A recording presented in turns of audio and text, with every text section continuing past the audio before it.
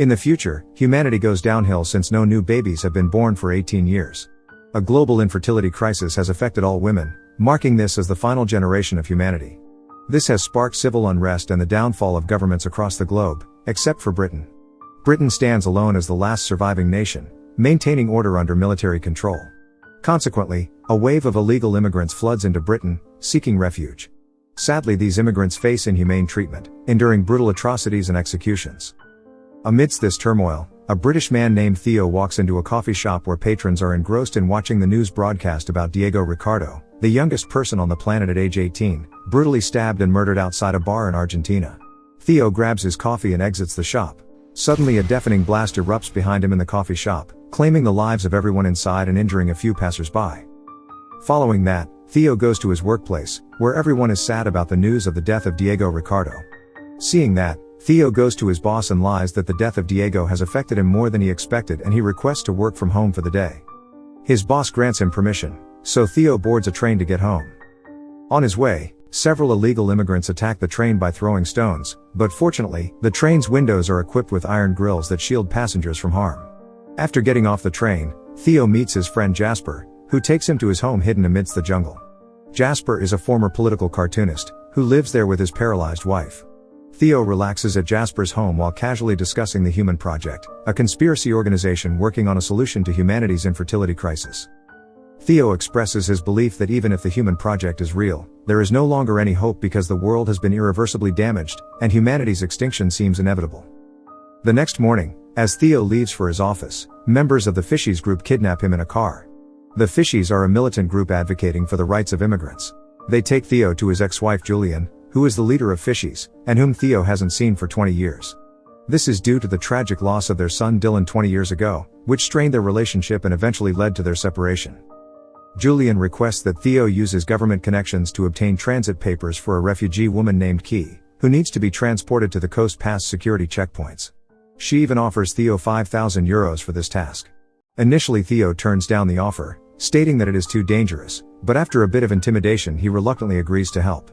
Later on, Theo reaches out to his old friend Nigel, who works at the Ministry of Arts department, and asks for his help in obtaining transit papers for a woman. Nigel agrees to help, but all he can do is joint transit papers, necessitating the presence of another individual alongside Key during checkpoint crossings. Following this, Theo meets with Julian, along with her associate Luke, midwife Miriam, and Key. The entire group will accompany Theo and Key to the checkpoint, after which Theo and Key will be on their own. During the car ride, Theo and Julian reminisce about old memories by playing a weird game with a golf ball. Suddenly, out of nowhere, a horde of illegal immigrants attack the car and Julian gets shot in the neck. The group somehow escapes the area, but on their way, the police stop them. Having no other option, Luke shoots the officers and drives away into the woods, where Julian succumbs to her injuries. Theo walks away from the scene before breaking down into tears and mourning the death of his ex-wife. After this, Luke takes the group to the safe farm belonging to the Fishies, where Key will be cared for by the members of the militant group. Theo's role is now over, and he will be sent back to London the next day. A while later, while Theo is casually talking to one of the Fishies members, Key invites him to a barn for a private discussion. There, she reveals that Julian had told her that she could trust Theo and that he would help her reach a ship named the Tomorrow, where Human Project research is taking place. Theo is confused and doesn't want to do anything with this, so to convince him, Key removes her dress, revealing her pregnancy. Shocked, Theo is left speechless, and the Fishies rush to the barn and take them back into the house. On the news channels, Luke and others who were present in the car are labeled as terrorists for killing 2 police officers, and a manhunt is initiated at every checkpoint. A heated debate erupts among the Fishies as they brainstorm how to overcome security challenges and reach the ship.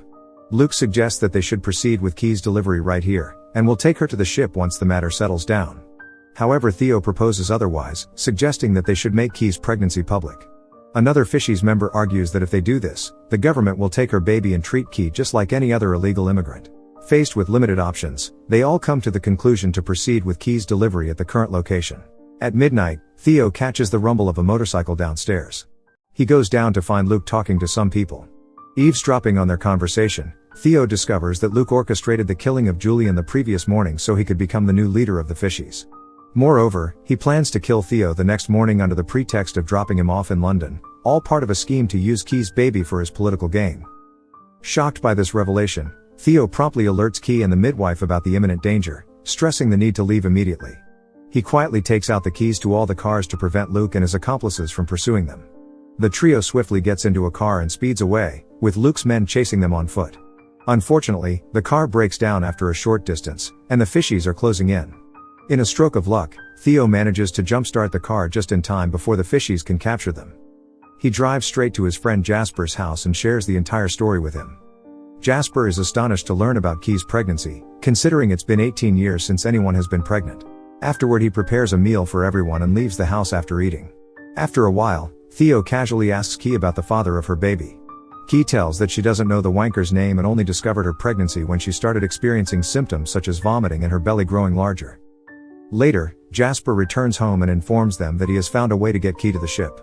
He reveals that he bribed a border security guard with marijuana to arrange safe passage for Theo and Key to Bexhill. Bexhill is a refugee camp where the Human Project ship is scheduled to arrive offshore. The next morning, suddenly the house alarm goes off due to fishies closing in on Jasper's house, as detected by the motion sensor camera. The trio swiftly hops into the car to escape, but Jasper opts out of joining them. He assures Theo that he will divert Luke and his men in the wrong direction, providing them with enough time to run far away. Theo drives the car a short distance uphill and monitors the unfolding situation. Luke and his accomplices reach Jasper's house, searching for Theo and Key but fail to find them. Luke interrogates Jasper about their whereabouts, but Jasper repeatedly annoys him by asking him to choose one finger. Frustrated, Luke shoots Jasper multiple times, killing him. Witnessing the tragic fate of his friend shatters Theo's heart, yet he continues his journey with Key in the car. Throughout the journey, Theo doesn't speak a word, deeply affected by the loss of his friend. They spend the night near an abandoned school building, and in the morning, Jasper's friend Sid arrives, who was supposed to help them reach Bexhill. Sid takes the wheel and drives them in his car, mentioning that typically folks aim to escape Bexhill rather than head in. Nevertheless, he doesn't care about it as long as he is getting his marijuana. Sid stops the car near the gates of Bexhill, from where a bus will take them further. He informs Theo that once they get off the bus, they will meet a woman named Marika, who always carries a shitty dog with her, and she will arrange accommodation for them for the night. Unfortunately, as they ride the bus, Key is gripped by intense pain and her water breaks. The bus comes to a sudden halt at a checkpoint and a guard boards, randomly selecting passengers for disembarkation and executing them on the spot. The midwife, acting urgently, begins loudly invoking the name of Jesus like a madwoman, diverting the guard's attention away from Key. Irritated by her behavior, the guard forces her off the bus, allowing it to continue on its way. Upon reaching their destination, Theo and Key disembark from the bus, only to be met with a somber atmosphere outside. People are desperately searching for their families among those getting off the bus. Some are fortunate enough to reunite with their loved ones, while others only receive their dead bodies. As they walk further, Theo locates Marichka, who guides them to their room. Despite Key enduring serious labor pains, she manages to climb the stairs with Theo's support and reaches the room. Once inside, Theo encourages her to push, and with determined effort, Key gives birth to a healthy baby girl. However, she hasn't decided on her name yet. The next morning, Sid and Marichka show up at their room, and Sid informs them that clashes have erupted between the fishies and the British Army, rendering the area unsafe. The army is planning to blow up the area soon, so they need to evacuate immediately. However, suspicions arise in Sid when he notices Marichka's shitty dog continuously barking at Key. Upon investigation, he is startled to find Key holding a newborn. Sid's intentions suddenly turn malicious, and he attempts to forcibly take the baby from Key at gunpoint. Marichka intervenes, launching an attack on Sid, allowing them to escape from the perilous situation. Navigating through the chaos, Marichka leads Theo and Key to her family's home, where they are welcomed and well taken care of. One of Marichka's family members then guides Theo and Key toward a boat, which would take them to the rendezvous point. Unfortunately, they are ambushed by fishies along the way. Key and the baby are captured, and Luke orders his henchmen to eliminate Theo and his companions. However, the situation takes a turn when the British Army initiates firing, creating a diversion that allows Theo and Marichka to escape. Amid the crossfire, Theo spots Luke taking Key into a building. Navigating through the gunfire, Theo takes cover outside the building before entering inside. Inside, the scene is horrifying, with hundreds of dead bodies and individuals who have suffered amputations due to tank attacks. Making his way through the gunfire, Theo finally locates Key with her baby, huddled behind cover through a broken wall.